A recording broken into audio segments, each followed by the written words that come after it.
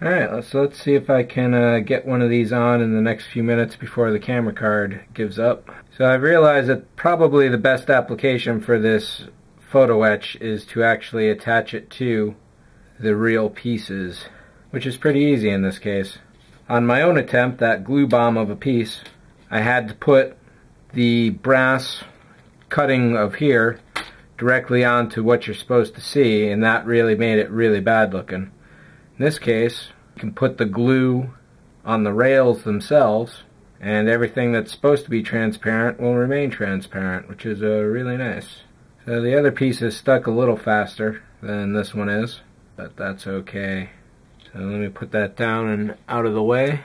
I'll put a little bit of a weight on it, like that. And here you can see I've already assembled these pieces. They look nice. And as for this one here, this was a little more difficult of an option. Initially I thought I could put the brass underneath here. That fits perfectly right there like that. And that has a really nice look to it there. But really the way this should go is the plastic gets put in from the top side. And in this particular case, the metal is just slightly too large to drop on the inside there, but it does seat perfectly on top. So what I'm doing here is installing the clear plastic, taking just a little couple dabs of very small amounts of super glue, putting them around the edge because you don't want the glue to get into the holes, because then it just clogs them up and makes them look bad. Then the other thing I'm trying to do on all these parts, apart from simply get the piece on, is to get the holes lined up with the grill underneath, the crossbar that is. I don't think it matters. The directions don't say that it matters. That on there like that. This is very well attached, and then it's a matter of simply dropping the next pieces on top of that, which do have a really nice fit, nice and tight. So much so that you probably don't need to glue it down. However, once they're in place, I'm taking just a little bit of glue. Now normally super glue will craze clear plastic. In this case you don't have to worry about that because one, it's from the back side, and two, that little drop of glue is being hidden behind these little buttons here. That's pretty much that. This gives a really nice look with light behind it, and I'll try and get a shot of that for you. I don't know if it'll be in this video, but... And we'll give this a little bit more glue. Just putting a couple dabs around the perimeter here because I don't want a lot of glue going on and spreading around. See if I can just drop this on. That's it.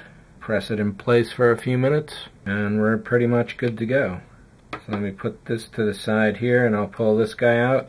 Here is a somewhat completed piece. None of this is glued together. It fits together really nicely with a just snap fitting it on. These pieces I am not going to glue in until I actually put this on the floor because there is this little peg on the bottom. Peg on the back here, peg on the bottom means this piece really needs to be wedged in a particular way. So I don't want to fix these in place until that's actually ready to go. I may do a little touch-up painting on some of these here and there, we'll see. But yeah, that's pretty much it for the freezer walls. It's relatively nice and easy. Now the freezer tubes, that's going to be something else I have to do here. I've already glued all these pieces together. And watching the TV show, I've seen that there are actually 4 lights under here, one for each quadrant basically. I've been debating how to do this. The only time the bottoms are lit is in the very first season, which is black and white, so you can't tell if there's different colors.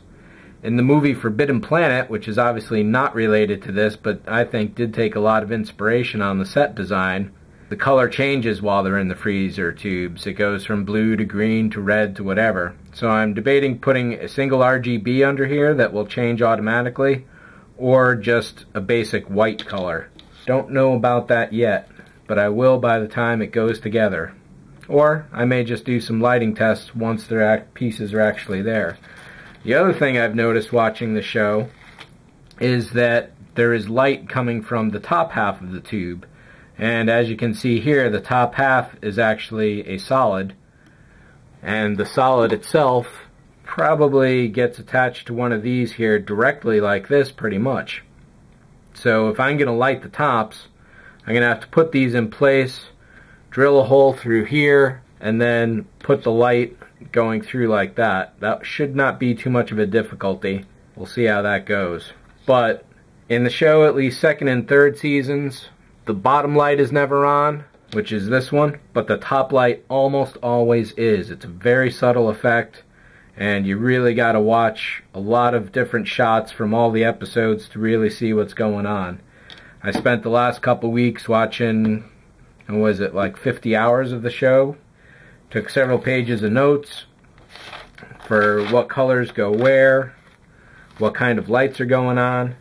So pretty soon we're going to start lighting this, which is really what I've been looking forward to this whole time.